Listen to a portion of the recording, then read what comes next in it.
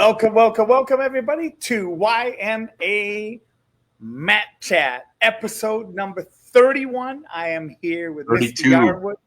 32. 32. We I just talked about him. that. I know. But that's what happens when you get old and get gray hair. You lose. You don't have any hair. What are you talking about? Right here, man. Oh. Welcome, everybody. Thank you for being here. It is a wonderful sunny day, and I'm down here at the river, and we're doing live stream. You'll see behind me there's waffle cones and joy cake cones, woo, in a box. And today we are going to be talking about motivation and the drive to succeed. Motivation is the inner force that pushes individuals to take action toward their goals. It is what fuels effort, persistence, and commitment, whether in martial arts or anywhere in life.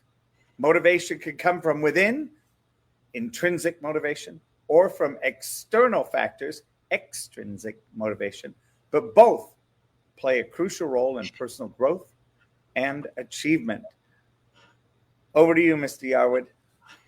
So my thing, motivation is great, but it's short-lived as far as I'm concerned. Motivation is, I think, is what gets you going, right? At some point, your motivation starts to fizzle, and that's when your discipline takes over. But motivation is important because that's what kind of gets the ball rolling. You know, if you have a desire to get going, to start. I know when I started martial arts back in 2008, it took me 6 months to walk in that front door the first time. I just kept driving past. One day I took a left, went and parked in the parking lot, sat in the car for about 10 minutes, like, oh man, I don't know. And finally I said, all right, I just got to go do it. And that motivation got me in the door, right? Because you're not always motivated to do everything, to get stuff done, but it's kind of what fuels the fire to start with. And that's kind of what happened with me with walking in that door for the first time. And then I never looked back. So it's important to kind of kickstart what you're trying to do, whether it be for me, martial arts, or, you know, whatever it is that you want to do that you've been thinking about doing. Motivation is what gets you started. Then it inspires you to keep going. And then, when you run out of motivation, then you pick up the discipline. Don't you think? 100%. And I think the thing for me and motivation is for me, mostly it's got to be something that it's reward driven. You know, I know that on the sheet that you have, the importance of motivation in martial arts, it says starting the journey. Motivation is what inspires people to begin training in martial arts or anything, self-defense, fitness, discipline, personal growth. But for me, there's got to be a cookie. There's got to be a nugget, something that propels me to get off my butt and go get something done. And what I've discovered, especially here I am at 61 years old, pushing, you know, and heading towards learning the basics and getting my black belt in Taekwondo, and getting to that point where I can say, okay, now I'm ready to start training, is that black belt, right? Like that is seeing it up on the wall in the studio, in the gym, seeing my name there, knowing that at that point there's going to be that reward. And although it's the beginning of the journey, as I know it, will start when I get that, to be able to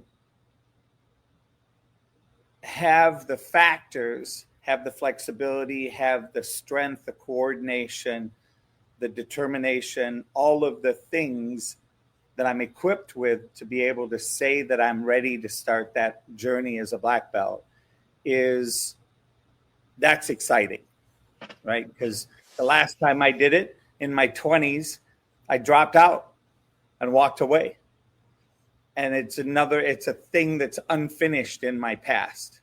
So that's another motivation for me is that's it.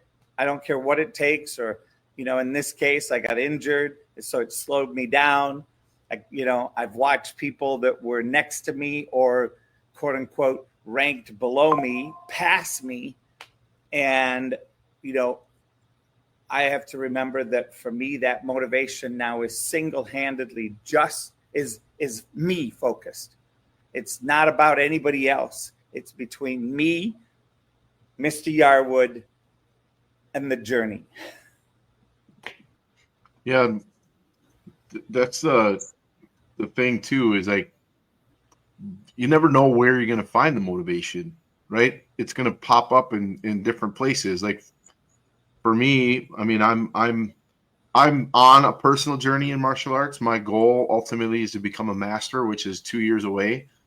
But it's not like my driving force for what I do, because it runs parallel to what I'm doing with my school, right? It just happens to be the time is passing in my personal side, so I'm doing those things that are going to get me to that level, and it's a great goal for me, but it's not what motivates me. What motivates me is when I see a student achieve something that they've been struggling with for a while, or have a kid come and tell me that he stood up for himself in school because of the confidence that he gained from the training that he gets from our school, or the kid that found out what it feels like to go help somebody else, right? To help another child, or to help their neighbor, or whatever it is, that feeling of giving, right? Those are the things that motivate me. And it's interesting because when I started training Taekwondo, it was about me, right? It's what I was doing, what I was earning, my belts that I was getting. And then when I got introduced to instruction and teaching, my focus changed. I still wanted to do, earn all my ranks and all that stuff. That was part of it, but that part actually became more something that got me to where I needed to be on the instruction side. The only way I could be an instructor at certain levels is I had to have rank at certain levels, right? So they kind of coincided with each other. But my motivation for earning my black belt changed. So it wasn't the same as the day I walked in the door. So it's like sometimes you have to find new ways to motivate yourself for the same things, because the initial motivation might not be pertinent anymore. It might have worn off. The luster is gone, whatever, right? You got to find different ways to get yourself up and going again. So it's just it's motivation, like I said, is fleeting. It's something that comes and goes, and it can be different for different people. It does different things for different people. It may do motivation may bring you one direction and then change it to go to another direction. Who knows? So it's just a matter of digging deep and finding out what it is that you want, and then finding that motivation that's going to get you where you want to go. And for me, I as you say that, I think about my coaching business. And when I first started, I was super excited to be a coach. I didn't want it to be about the money. I wanted to make, my goal was to make $100,000 a year. And so I went $100,000 a year, 20,000 hours. I should charge $50. That's it. $50 an hour. And, and I'll just fill up, because I know I work more than 40 hours. So even with the spacing, I'll easily get 40 hours at $50. And, within a matter of, and this is right, this was a month after I hung my shingle out and said, this is what I'm going to do with my life 100% of the time, is coach individuals. I had 16 people sign up for coaching. It was awesome. And I didn't understand, at that point, I didn't understand it's because it's such a great deal. And I also didn't understand that there was sure, they were motivated because it was cheap. What was missing was when my appointment with them came up and they had, I had a potential new customer and they didn't show up for their appointment. Mm-hmm. And I'm out $50. And I suddenly realized, wait a minute, I went from 16 appointments to 8 appointments that actually made it. And I went from making this much money to making half of that. And I went, this is ridiculous. I can't live on this. I can't live on the stress of these people choose to make it or not, whether they're motivated to make it to their appointment. Yep. And I spoke to a friend of mine who's a psychiatrist who had started his own private practice. And he said, Les, I wish you'd told me. I would have told you, you have to charge them up front and get money out of them, because then they're motivated by money to make it to their appointment. And oh my gosh, like the word motivation in that moment took on a whole new meaning. And I got to the point where, now I charge for 3 months and I charge way more than $50 an hour. And my goal is that we go from the start of your coaching for 90 days, and you have to let me know at the end that you're not going to continue. Otherwise, you get billed for the next 90 to 120, and it's always 1 month in advance. And in those 90 days, what I discovered was how people are motivated. If they were truly motivated to transform who they are and choose a different path that would then make them profitable at another level, successful at another level, peaceful at another level, and they would be motivated. And the motivation was like overnight, went from none to motivated. Excuse me. Gesundheit. Thank you. And what I started to see was it was like paying for gas, right? You put the gas in the car and it just sits there until you start the engine, and then you get where you're going. Mm-hmm. And one of the points you brought up about motivation was fueling passion and enjoyment. And that's even when it comes to training, even of the type of training as a coach I do that sometimes isn't enjoyable. And you can definitely get your passion pushed to the limit. And I started to see how putting those structures into place, and I can see the relevance of those same structures in martial arts, those same guidelines, those same constructs. And I think in a lot of our life today, it's missing. Out there, it's missing. Because people say, oh, you can just float. You don't need to. The government will take care of you. There's free lunch. There's free dinner. There's free. Mm-hmm. Yeah, there's no motivation to do anything because everything is done for you. So that motivation is gone. That desire to want more for yourself is gone because why should I work hard if it's just given to me anyway? What's the point? And when you lose that drive and all that, the motivation is gone, then you're just stagnant and you don't go anywhere and you eventually go backwards. You hit a peak and then you fall off.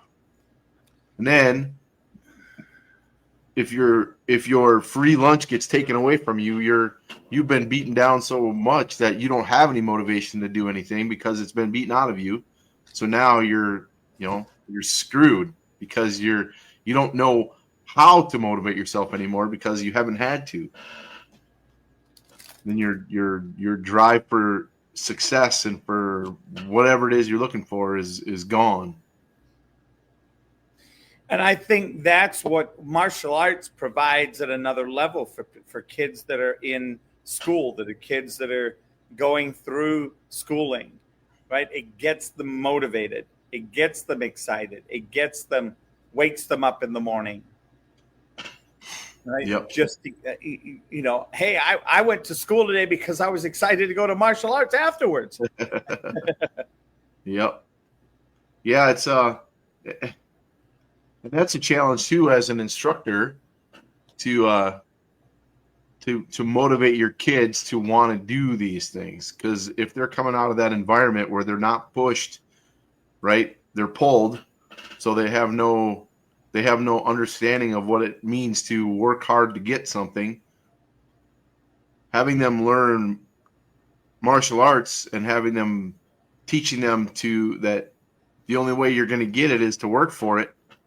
They sometimes that concept is missing because they don't know that they're supposed to work for stuff because they're used to just having it given to them. So sometimes we have to motivate them instead of them motivating themselves. We find ways to get them motivated, and it's not always fun. They don't always like it. It's a challenge for them because they're like, oh, what is this? What do you mean I have to do push-ups? Yeah, you have to do push-ups because I told you to do push-ups. And I'll motivate you to do other things too. If you don't like doing push-ups, we can find things that you're less likely to enjoy. Right? So if you don't like that, and you don't want to do that, all right, then we're going to do burpees, or we're going to do, who knows, right? We'll find something. But we'll motivate you to do the other things by having you do things you don't want to do. So it's that imposed motivation. You will be motivated. But then they start to understand that, hopefully they'll understand that it takes a little extra to get the things that you want. You're not just going to have them handed to you. They're not just going to show up on your doorstep. You have to go out and get them. And the way to get that is to start by motivating them to understand that that's what it takes. And I think, people often say, well, when you go into the military, people, they brainwash you. And I look at it and I look back at my time and I go, they're not brainwashing me. They're training me to listen. Yep. To move through what is uncomfortable and maybe not even natural or normal, and to be able to do what's possible. That they know it's possible and I don't, because all of my frame of reference is my frame of reference, which says, oh my gosh, it's too hard. I'm not going to be able to do it. Yep. Yeah, that mindset, we talked about mindset before. It's something it's a struggle to get people to understand that they and they alone are the ones who are going to get stuff done for them. I can guide you, I can lead you, I can teach you, I can coach you, I can do all those things, but ultimately they have to do it themselves. There's no way for me to do it for them. I can give them all the tools that they need. If they don't do it, then it ain't going to happen. They have to be motivated themselves to be able to get stuff done. I can push them a little bit. They might start to do things just because I'm telling them to do things. But ultimately, they got to take that guide on and they got to go. They got to move on for themselves. Otherwise, they're going to miss it. They're not going to get out of it what they're supposed to be getting out of it. And I think, the importance of, we've touched on a lot of this, the importance of motivation in life comes from 5 things: setting and reaching goals, overcoming obstacles, building discipline and work ethic, finding purpose and fulfillment, and inspiring others. And as you read those things, a lot of people will get frustrated and out of sorts because they're like, well, I'm having a tough time. I'm having a breakdown. I can't do this. I can't do that. I can't do this. I can't do that. And they've never tried. They've never tried with the correct supervision, with the correct training. Yep. They've just never tried at all, much less with help, right? They get it in their head that they're not able to do something, or they're not going to like something, or something's too hard, or it'll never work. Whatever it is, they've convinced themselves, they've demotivated themselves to do it, right? And it's sometimes can be a challenge to actually get them to just take that first step. And they take that first step and realize, oh, it was hard, but it wasn't as hard as I thought it was going to be. And I didn't fail, or I did fail, but I know I can do it because I think, oh, yeah, okay, I got an idea of what that is now. So I think I can figure this out. But if they don't even take that first step, then they're right. They can't do it. Yeah. They've convinced themselves that it's not possible for them, so that's it. And they're right. What is it that you always say about the word can't? Oh, we don't allow it at all. It's a limiting word. It's like saying I quit. We actually have consequences for saying that word. If they say this, we call it the C word, right? If they say the C word, then they have to do push-ups or burpees or whatever mom and dad decide too. Mom and dad can say, you're going to be doing, you're going to have to take out the trash for a week if you start saying it, whatever, right? It's all about the consequence of saying it. But the reason for it is because it stops you from doing whatever it is you think you're not able to do. And when you have that limit on yourself, that motivation is gone too, because you're like, there's no way I can do this. Well, there is, but you're just not willing to figure it out. And it's one of our base rules of our school. I don't have a lot of rules specifically that I tell everybody. I mean, they figure stuff out, but that's one of the ones I actually tell the parents. This word is not allowed in their vocabulary anymore. And I think too, it extends to the parents, because I've had kids who say they've caught mom and dad saying it, right? So they're so in tune with it now that they hear other people and they say, "Oh, you're not supposed to say that." So I know the value of it. I know it works, because eventually the kids figure out that, hey, they hear it in other people, right? And then they become that person that gets them to say, "Hey, you're not supposed to say that word." That's fun to hear. And it's good to see in the moment or in the class, it's that quick to see somebody go from I can't, to changing their language, changing their wording, and actually doing whatever it is and succeeding. And they turn around like fully surprised. Mr. Yarwood, I did it. And you're like, of course you did. I told you. It's there. You just have to make that decision to do it. And I think, and like I said, that external motivation sometimes is what it takes to get them moving forward, to understand the value in making a choice to do something you don't think you can do. Because all that does is it reinforces that idea that you can do things you don't think you can do, right? So if they get one thing accomplished, then that leads to the next thing, right? That might be a little bit more challenging. And then they do that. Then they move on to the next one. And now that's motivation to want to do those things that are more challenging for them, because they know inside that even though they may seem like it's going to be something they're not going to be able to do, they try it and they surprise themselves and go, "Oh, that was awesome. Well, what about this? Why don't I try this now?" And it just continues and snowballs that way, hopefully. And eventually they're going to lunge. Go ahead. What was that? Like you said, eventually they're going to run into a challenge that's going to be bigger than they're used to, but they're going to look at it differently. They're going to look at it like, wow, all right, this one's a little bit more, but you know what? I got this. Let's go, right? Because they've already accomplished those smaller ones. That mindset is there now that they're going to try it versus just give up before they even start. Yeah, and I look at the once that motivation button is learned by themselves,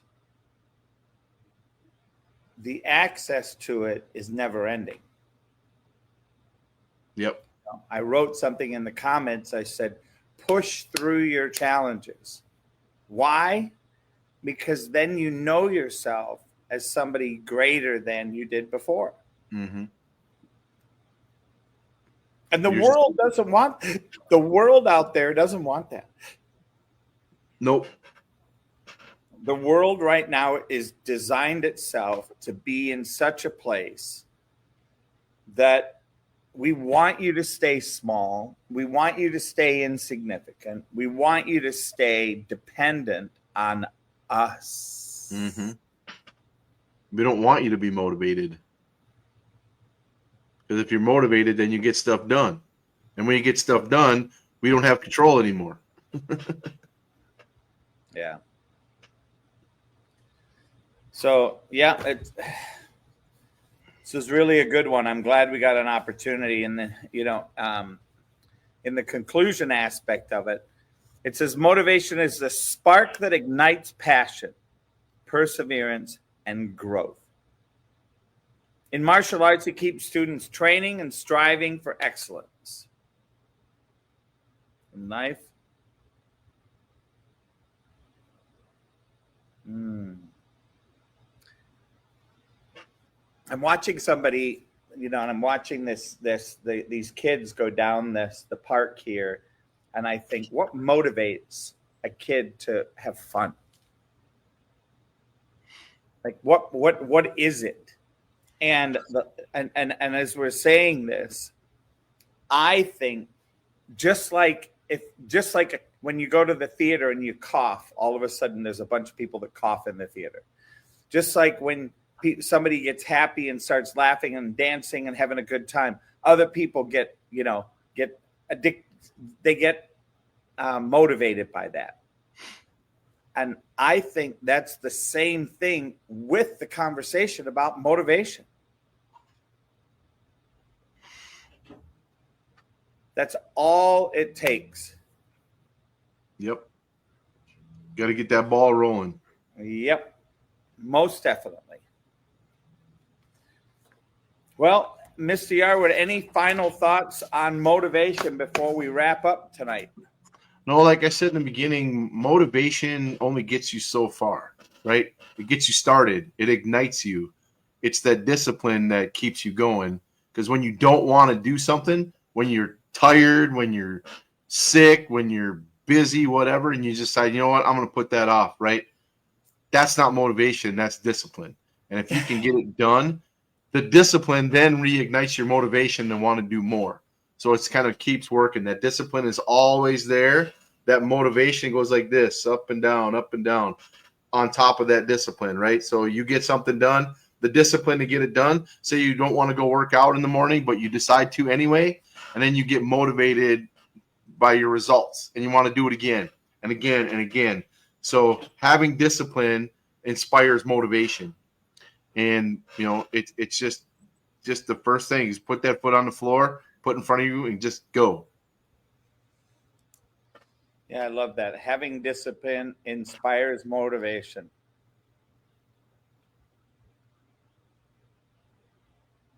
Was that profound or what? Every once in a while I say something like that, right? You say it more than you think. All right. Well, I want to thank you, Mr. Yarwood. I thank you for this. I want to thank those that have been watching. I appreciate each and every one of you. And we look forward to meeting next week to discuss number 33, whatever topic that may be next week. Yes, sir. All right. See you on the mats. All right.